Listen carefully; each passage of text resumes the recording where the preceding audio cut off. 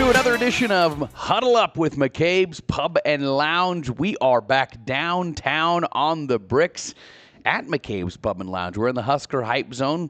You can see behind us the bar. And glad to be with you on this Friday. Tanner Struckman, Corey Anderson, Nash back with us from McCabe's. Good afternoon, gentlemen. How are you guys? Doing great. Good to have you with us here. Yeah, we're kicking. We're kicking. Let's go. Let's go. Football season's kind of winding down, though, I hate to tell you. High school sports season winding down a little bit. We'll get into that. And Huskers have a bye week, so we don't have Big Red to talk about. So we're going to talk about some other things. Number one, McCabe's Pub and Lounge, because you guys have got some new things here coming up, two of which I'm very excited about. One involving wings and one involving grilled cheese. Yeah. So starting next week, we're going to do Tuesdays. We're going to have a $2 grilled cheese deal, and we're doing it all day. So $2 grilled cheeses all day. So come in and get you a $2 grilled cheese, and then the following day on Wednesdays, we're going to start a wing special. We'll have 6 wings for $7.99. So that should be a pretty good deal. What's the hottest wing you have here at McCabe's? I'm sure she could dial up some pretty scorching. It's either a raspberry. It's a raspberry sriracha, I think, is the name. But it, depending on your heat level, for us normal folks who don't blow it out when it comes to the heat, it can be pretty hot. I think we need like a hot wing contest. Right. Well, and we're trying to up our wing game a little bit. We want to get some milder, spicier, and more your everyday flavors too. So. I think having Corey try the hottest wing you guys can dial up on camera would be great content. Yeah, that'd be good. They would love seeing me turn red. That'd be awesome. So Wing Wednesdays coming. That's $7.99 for a pack of wings. That's a great deal. And $2 grilled cheese. Yeah. It should be a good time. Everybody likes grilled cheese. We might throw in a side of tomato soup in there. There you go. We're still figuring that out. Well, it's going to be getting cold here eventually, like mid to upper 70s here today. But, hey, so McCabe's Pub and Lounge. And, of course, we're in the Husker Hype Zone. This is a great little venue. You were talking earlier. This is a great event space. You had some fantasy football drafts in like August and September. This is a perfect spot for that, by the way. Just looking at it, this looks like a fantasy football place. But you have great event space if you've got to host a Christmas party, if you want to host any sort of work event. Or maybe you just got a bunch of people, like a big family, and you're like, I don't want them in my house this holidays. Bring them down to McCabe's Pub and Lounge. Absolutely. Yeah, we have a couple booked already as far as Christmas parties go, company wise. But definitely give us a call. We'd love to accommodate for you. I mean, there's a lot of options down here. We can kind of provide whatever you need, so you just got to kind of let us know. Yeah, you almost get your own whole room here. Of course, there's the pool side that's got tons of room. There's this whole bar area right behind us. It's a big venue. Let's fill it up. McCabe's Pub and Lounge, they bring you a Huddle Up every year. And let's get into football, boys.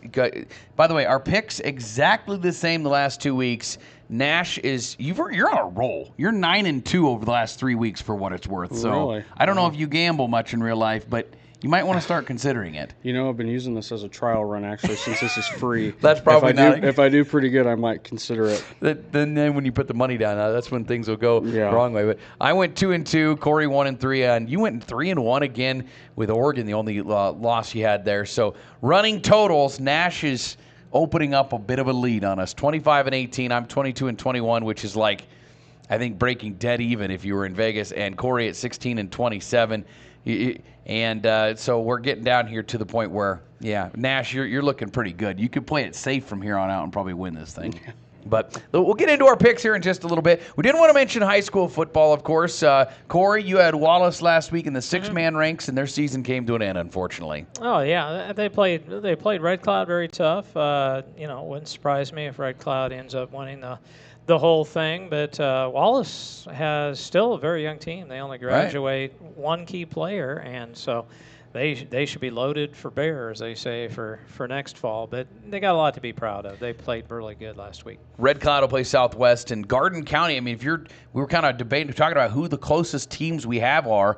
probably Kearney Catholic and C2, who are going to be playing Bishop Neumann tonight. And then you have Garden County in D6. They'll be playing against Stewart this afternoon at 5 o'clock Central for Mountain. So, but Garden County gets to host that, which is kind of cool. They get to bring Stewart out and host them. Garden County is the 1 seed there in the 6-man ranks. So we're down to the semifinals now of high school football. And then, of course, the titles, they are a week from this coming Monday, I believe. Is that right? Monday, Tuesday? For all classes, Yeah. but 6-man, which obviously has their championship next Friday in Kearney. Yep, next Friday in Kearney. And I'm curious to see how that changes next year when we're adding an 8-man class, how we're going to try to shuffle 7 titles. I'm not sure really how they're going to do that, because, or if they just, I'm not sure how. Memorial Stadium, I don't think can handle that many. So I'll be curious to see how they handle playoffs next year. But semifinal round, good luck to all the teams across the state that are competing.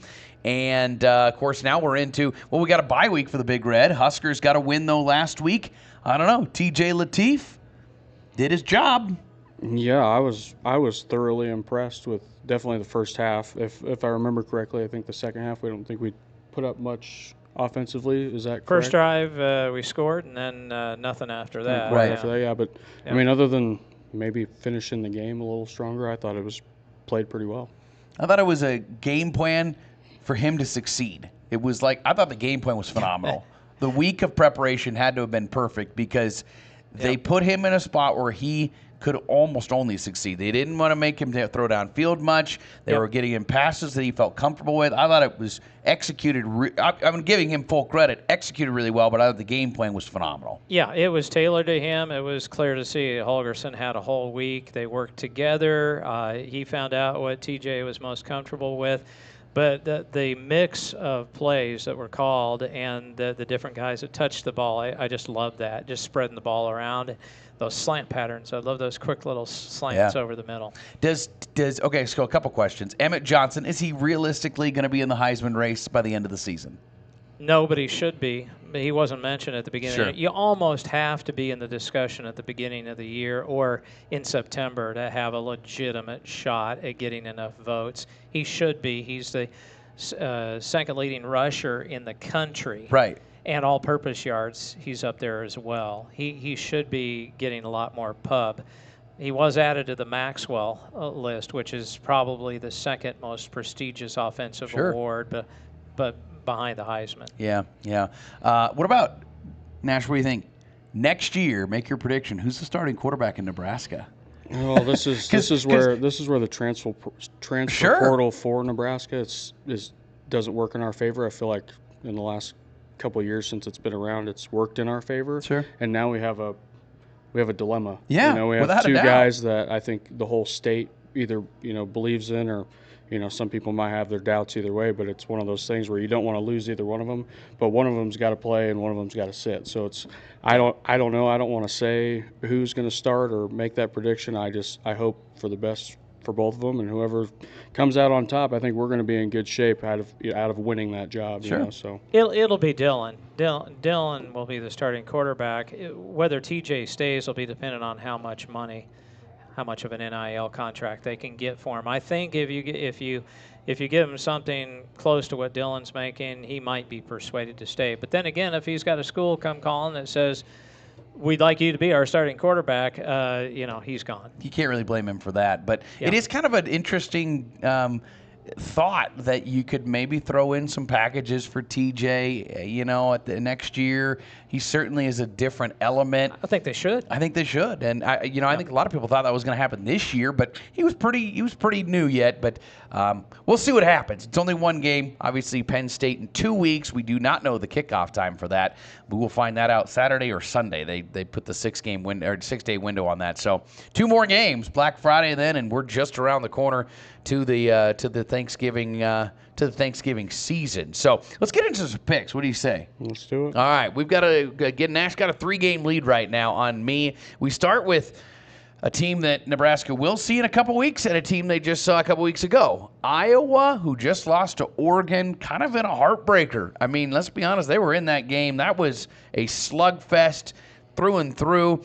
And you know what, Corey, you're the only one who got that game right. Iowa, USC 6.5-point favorites. They're at home. That's obviously a big difference there from being in Iowa.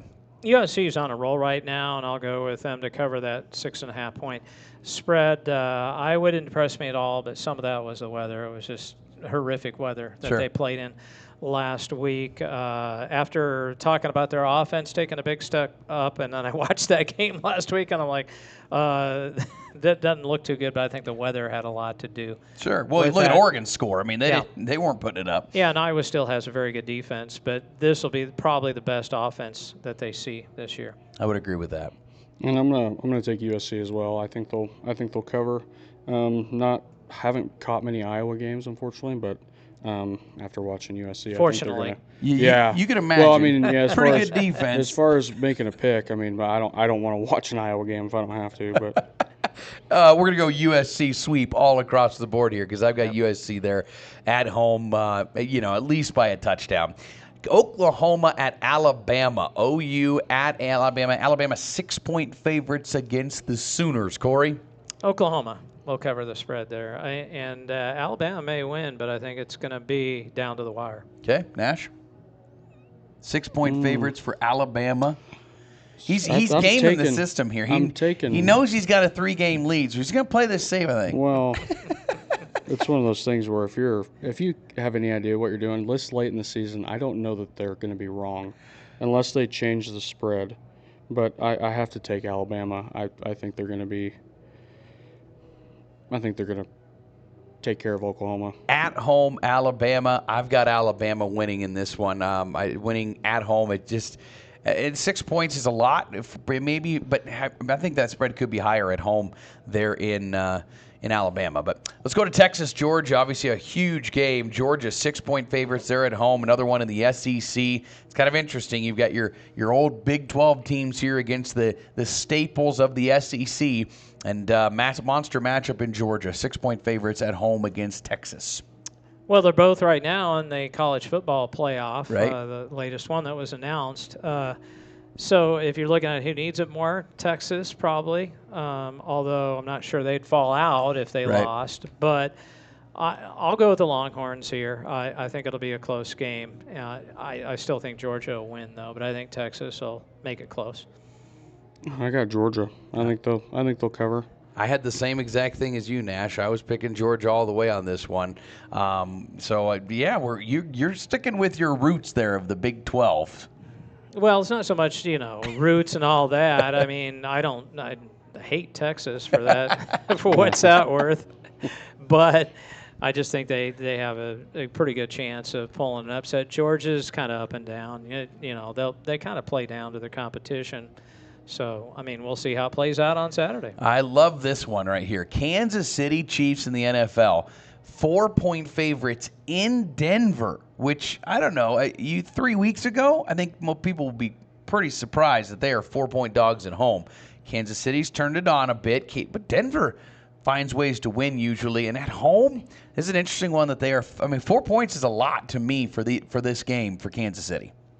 Yeah, it is, totally. And that surprises me that Kansas City would be favored. I think if Denver had looked more dominant against Vegas last week, they'd probably be favored. I think that, there's a lot of people looked at that and said, but Denver's got a good defense, but their offense really leaves a lot to be desired. I think it'll be down to the wire again, but I'm going with the Chiefs. They need it more. And really, if they don't win this, the division is out of the question. Their only path would be a wild card. Nash? I'm taking Denver. Ooh. I'm taking Denver. I think that defense is going to be, being that they're playing Kansas City, I think they're all going to be coming into the locker room at the beginning of this week prepared and ready to focus up, and I think they're going to be well prepared for this game. I'm going to break away from my trend of picking with you, and I'll probably miss this one because of it. But, hey, I'm going to go with Kansas City. Denver has a way, though, of keeping every game close. They kind of play to the level of their competition, but they find ways to win in those games, too. They have found a way to win so many close games, no matter who it is. But I think Kansas City is the better team. I don't know that Denver is ready to make that jump to be the divisional winner yet. I think they're on the road to it. But I think Kansas City still wins that division when it's all said and done. And this is a game, as you said, that probably decides the whole thing potentially down the road here. So Week 12 picks, there you have them here. Of course, we still don't really know what's up for grabs, whoever wins this, but maybe we'll have a little postseason dinner at least. All right? Yeah, I was thinking the worst record's got to take the rest of us out for dinner. There you go. Well, I'll stick with that. I'll say that now. I'm good with that now. Of course, you guys like that because I'm trailing by about 10 picks. So. We've had 11 weeks to wait for that. McCabe's Pub and Lounge, Huddle Up here. Again, don't forget, we got Husker volleyball tonight. The Big Red are on the road to UCLA. They play Sunday as well. Husker men play tomorrow against Oklahoma. I'm kind of hoping for an OU sweep loss. Alabama beats them and Nebraska beats them in basketball. It's a big matchup for the Husker men early in their season, 3-0, but haven't really played anybody yet. This is a big one for them. And then, of course, the women, by the way, they're 3-0. They just walloped Creighton earlier this week, so I always like seeing the red beat the blue whenever that can happen. So, again, come down and watch the games this weekend and get your holiday parties booked up. How do they do that? Just give us a call. If you kind of know where you're going, just ask for Terry. She's the one that handles our events, and she'll take it from there. She'll walk you through the whole process. So McCabe's Pub and Lounge, and no Husker game this weekend. It's a no-stress Saturday, gentlemen. We can take that. I think we'll all take that right now. Have a great weekend, gentlemen. Enjoy the football. This is Huddle Up with McCabe's Pub and Lounge in downtown North Platte.